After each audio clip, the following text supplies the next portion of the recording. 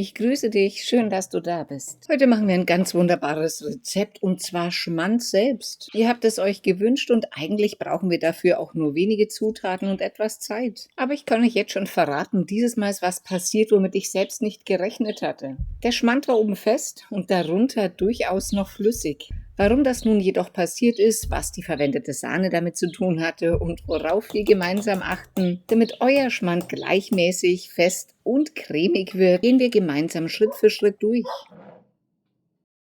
So starten wir direkt mit der Zubereitung. Hygiene ist bei der Herstellung von Schmand besonders wichtig, deshalb machen wir zuerst unsere benötigten Einmachgläser möglichst keimarm. Dafür begießen wir die Gläser und natürlich auch die Deckel vollständig mit kochendem Wasser. Dadurch machen wir sie möglichst keimarm und lassen das Ganze dann für etwa 10 Minuten stehen. So werden sie nahezu sterilisiert. Durch das Übergießen mit kochendem Wasser werden viele Bakterien, Hefen und Schimmelpilze stark reduziert oder sogar abgetötet. Dadurch verringern wir die Keimzahl auf der Oberfläche deutlich und schaffen möglichst hygienische Bedingungen für unsere zukünftige Fermentation. Nach den 10 Minuten gießen wir das Wasser vorsichtig ab. Natürlich kannst du das Wasser auch auffangen und lassen die Gläser auf einem sauberen Küchentuch abtropfen. Wichtig ist dabei, danach nicht mehr mit den Fingern in die Gläser oder an die Innenseite der Deckel zu fassen, damit wir nicht wieder unerwünschte Keime einbringen. Deckel werden nun natürlich auch auf die Seite gestellt. Das von mir verwendete Holzstäbchen solltest du genauso sterilisieren. Den gleichen Vorgang wiederholen wir nun bei unserem Arbeitsmaterial. Das Gefäß sollte groß genug sein, dass etwa 1 Liter Flüssigkeit hineinpasst.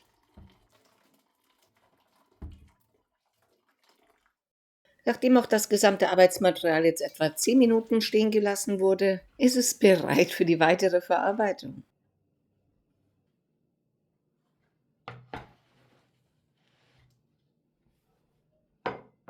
Ich war diesmal beim Einkaufen etwas übereifrig und habe nur darauf geachtet, Biosahne zu kaufen. Dabei habe ich völlig übersehen, dass die Sahne nicht homogenisiert ist. Das habe ich jedoch beim Öffnen der Flasche bemerkt, denn oben hatte sich eine deutlich sichtbare feste Rahmschicht gebildet. Und Nutznießer davon war unser kleiner Welpe Othello. Natürlich wurde dann der Löffel gewechselt, keine Sorge. Und die Sahne kommt zum Schmelzen, respektive Erwärmen, in einen Topf. Ich nehme hier übrigens einen halben Liter. Das letzte bisschen Rahm nehme ich natürlich auch noch mit. Beim Erwärmen wird diese Rahmschicht zwar wieder geschmolzen, aber dadurch ist das Fett natürlich nicht dauerhaft gleichmäßig in der Flüssigkeit verteilt. Während der langen Fermentation konnte ein Teil des Fetts wieder nach oben aufrahmen. Das siehst du allerdings gleich. Und genau das ist der Grund, warum mein Schmand später oben wunderbar fest geworden ist, während er darunter noch deutlich flüssiger war. Zur Sahne geben wir nun noch Vollmilch. Sie sorgt dann dafür, dass wir den typischen Fettgehalt von 20 bis 24% erreichen. Als nächstes brauchen wir dann 45 Milliliter Buttermilch. Ich verwende natürlich meine selbstgemachte. Wie ihr die ganz einfach selbst herstellen könnt, habe ich bereits in einem eigenen Video gezeigt und verlinke ich euch in der Infobox. Übrigens lässt es sich auch hervorragend einfrieren, so hat man immer etwas auf Vorrat. Buttermilch dient bei uns hier als Starterkultur, denn die enthaltenen Milchsäurebakterien bilden Milchsäure, wodurch dann unser Sahne-Milch-Gemisch andickt und ihren typischen leicht säuerlichen Geschmack bekommt. Wenn ihr gekaufte Buttermilch verwendet, achtet bitte unbedingt darauf, dass sie lebende Milchsäurekulturen enthält. Nun erwärmen wir das Milch-Sahne-Gemisch auf etwa 25 Grad. Dabei schmilzt auch die feste Rahmschicht der nicht homogenisierten Sahne und lässt sich wieder mit der Milch vermischen. Nicht homogenisierte Sahne ist deshalb natürlich keine schlechtere Sahne, ganz im Gegenteil. Und reproduzierbares Ergebnis bei der Schmandherstellung würde ich euch aber empfehlen, auf eine homogenisierte Sahne zu verwenden. Und es kommt mal wieder so, wie es kommen sollte. Die Milch ist viel zu warm geworden, was aber nicht weiter dramatisch ist, denn ich lasse sie einfach auf 25 Grad abkühlen. Du kannst das genauso handhaben und ist gar kein Problem. Zu der Frage, warum gekaufter Schmand anders ist. Industrielle Herstellung ist einfach standardisiert. Fettgehalt, Homogenisierung, Wärmebehandlung, definierte Starterkulturen und Prozessführung sorgen für eine sehr gleichmäßige Konsistenz. Und je nach Produkt werden zusätzlich Stabilisatoren eingesetzt, die nicht immer deklarationspflichtig sind. Sobald ich das Gemisch umgefüllt habe, prüfe ich ab und an mit Hilfe eines Fleischthermometers, ob die Temperatur unter 25 Grad fällt. So ein Thermometer ist übrigens beim Selbermachen absolut praktisch und ist schon für unter 10 Euro zu haben. Sobald es dann endlich soweit ist, nun impfen wir unsere Sahne-Milch-Mischung mit der Buttermilch. Dadurch geben wir die lebenden Milchsäurebakterien hinzu, die anschließend die Fermentation in Gang setzen und verrühren das natürlich kräftig miteinander.